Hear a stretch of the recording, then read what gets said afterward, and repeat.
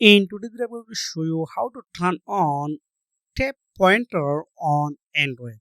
So you can see currently if I scroll this my hand, and here are no point, but when you click this setting, then going to this first about phone, again just scroll down about version, click here. Then you know to turn on developer option, then you can click status. Then you can check everything on here. This is the version.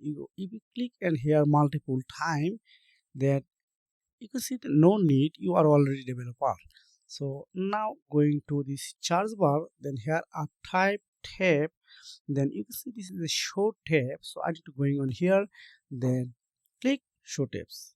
Now if I scroll this mouse hover, you can see this show tab on available this display. Thanks for watching. See you again.